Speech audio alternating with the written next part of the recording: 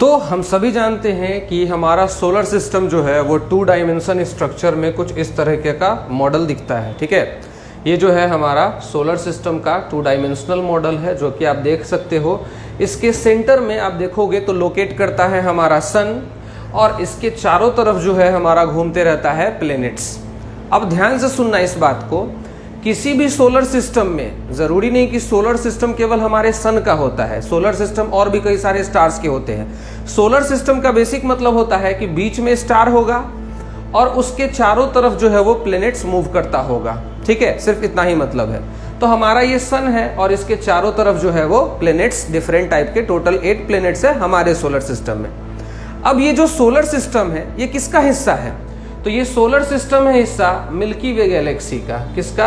Milky वे Galaxy का ये हिस्सा है। ठीक है ना, ये है हमारा मिल्की वे गैलेक्सी और इसी के अंदर ये सोलर सिस्टम लोकेट करता है। यहाँ पे ये जो आप सोलर सिस्टम देख रहे हो इसका लोकेशन मिल्की वे गैलेक्सी के इस पोर्शन में लोकेट करता है। अब जरा मेरी बात ध्यान से सुनना, आज का जो मुद्दा है वीडियो का वो क्या है? वो है कि भाई सोलर ईयर और गैलेक्टिक ईयर में क्या डिफरेंस है। What is the difference between solar year and galactic year? तो चलो इसी के बारे में हम लोग आज वीडियो में जानेंगे। तो ध्यान से सुनना, जब भी हमारा कोई प्लेनेट हो, मतलब हमारे सोलर सिस्टम का प्लेनेट हो, चाहे वो मरकरी हो, वेनस हो, अर्थ हो, कुछ भी हो, है ना, तो ये होता क्या है कि सन के चारों तरफ घूमते हैं और साथ में खुद के एक्सिस पे भी घूमते हैं। जब वो खुद के एक्सिस पे घूमते हैं, जैसे कि हमारा पृथ्वी है, तो अगर ये अपने एक्सिस पे कंप्लीट एक चक्कर पूरा करता है तो इस मोशन को बोलते हैं रोटेशन।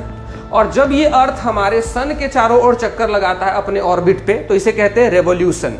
यानी कि कोई भी प्लेनेट अगर खुद के एक्सिस पे घूमता है तो उसको बोलते हैं रोटेशन, और अगर वो अपने स्टार यानी कि सन के चारों ओर चक्कर लगाएगा तो उसको बोलते हैं रेवोल्यूशन। यहां तक ठीक है।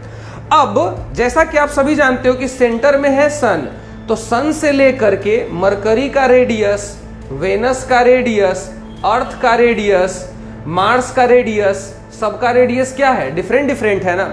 कोई बहुत कम दूरी पे है तो कोई बहुत ज्यादा दूरी पे है। जैसा कि हम सभी जानते हैं कि अगर डिस्टेंस ज्यादा बढ़ता जाएगा तो ग्रेविटेशनल खिंचाव जो होगा वो कम होता जाएगा। यानी कि सबसे ज्यादा ग्रेविटेशनल खिंचाव मरकरी पे ज्यादा है, उसके बाद वेनस पे, उसके बाद अर्थ पे, फिर मार्स पे। धीरे धीरे ग्रेविटेशनल फोर्स जो होता है सूरज से जैसे जैसे आप दूर जाओगे वैसे वैसे कम होता जाएगा। इसका मतलब ये हुआ कि सूरज के चारों ओर जो चक्कर काटने का जो टाइम होता है सबका, यानी कि चक्कर लगाने का जो टाइम पीरियड है सबका डिफरेंट डिफरेंट है। अर्थ का अलग है, मरकरी का अलग है, वेनस का अलग है, मार्स का अलग है। तो अब मेरी बात ध्यान से सुनना, जब कोई प्लेनेट अपने स्टार का एक चक्कर पूरा करता है, ध्यान से सुनना, जब कोई प्लेनेट अपने स्टार का एक चक्कर पूरा करता है तो इसे बोलते हैं 1 रेवोल्यूशन। क्या बोलते हैं? 1 रेवोल्यूशन बोलते हैं।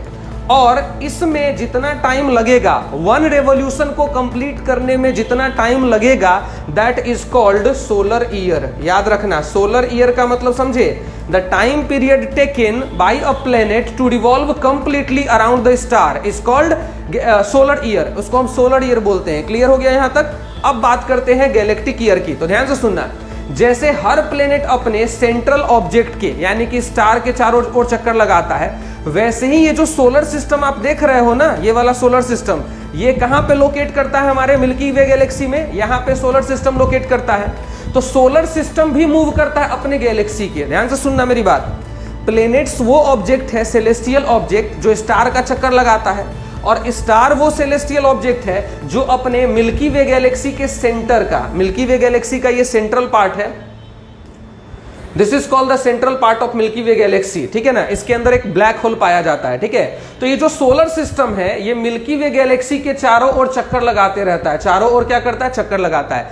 तो जब हमारा सोलर सिस्टम यानी कि हमारा सन, समझ रहे हो, अपने मिल्की वे गैलेक्सी के सेंटर का एक पूरा चक्कर लगा लेगा, समझ में आ रही बातें, तो वो समय क्या कहलाएगा? गैलेक्टिक ईयर कहलाएगा। इसका मतलब क्या हुआ?